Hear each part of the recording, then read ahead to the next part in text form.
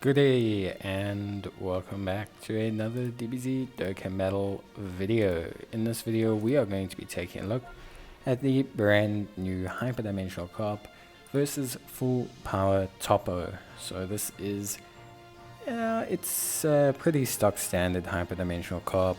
I don't think it's actually anything that important or impressive.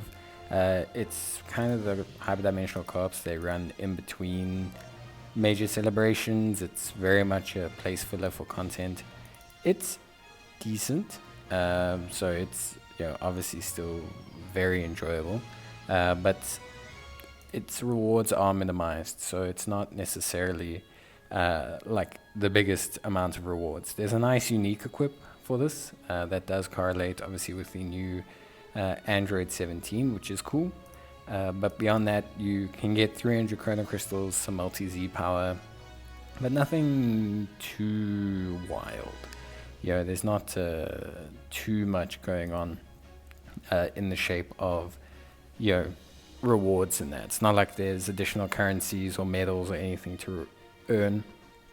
So there's not like a whole bunch of additional rewards. There's not even a mission campaign for it. So yeah, realistically, it's nothing too crazy. So beyond that, pretty straightforward, to be honest with you. If you haven't done a hyperdimensional co-op before, it's a very simple game mode. They've adjusted a little bit now, but basically it's pretty much something that's set. It's content that's consistent always.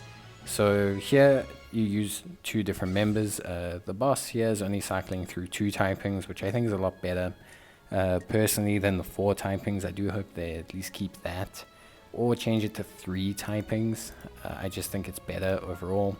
I know they try to cycle the typings, especially when they release a variety of units, just to obviously have variety or the ability to use those units, but I do think they should limit the typings. And you basically just find an opponent, or sorry, an ally to play with, and you clear the hyperdimensional co-op and you will receive some nifty rewards. Nothing too crazy, but just some decent stuff. Overall, the biggest reward's probably the 300 Chrono Crystals, I think, at least for me. That's at least what I would say is the exciting big reward that players can get their hands on. And obviously some multi-Z power as well, which I think always does come in handy. At least from my perspective, it always comes in handy. But yeah, overall, I would say hyperdimensional co-op is pretty easy. You just want to clear the blue shield. So you want to make sure that you clear the blue shield, and that way you can attack the boss. Try to get your Rising Rush during the period where the boss's shield is down so that you can maximize damage, and you want to get your Rising Rush at roughly, well, not roughly, you want to activate your Rising Rush at the same time as your ally. It will cancel your animations, so you should be able to technically activate your Rising Rush at any given point in time. So that's one change they made that I always appreciate. But yeah, honestly speaking, it's not that big a deal. Even if you don't manage to get your Rising Rush in time, like I did here, you just retake down the boss's shield, and then, yeah, you're basically done. It's really not too difficult a game mode, so hopefully you guys should be able to do it quite fine.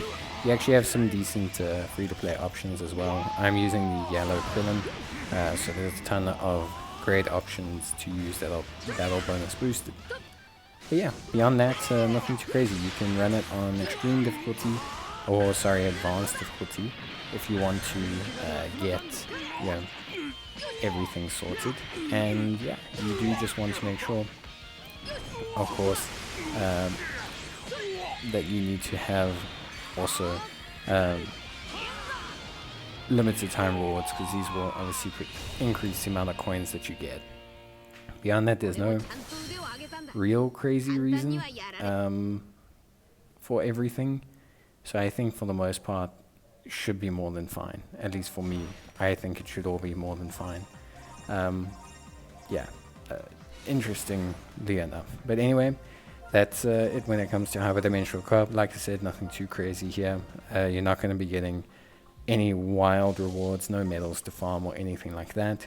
But still, 300 chrono crystals, and I think that's at least worth a bit of a grind, especially if you're trying to summon for Android 17 and you're a bit drained from Legends Fest. It's always great. Plus some slot removers, keys, etc. Standard stuff. So yeah, that's pretty much it for me. I hope you guys enjoyed the video. If you did, of course, I hope that you leave a like or a comment down below.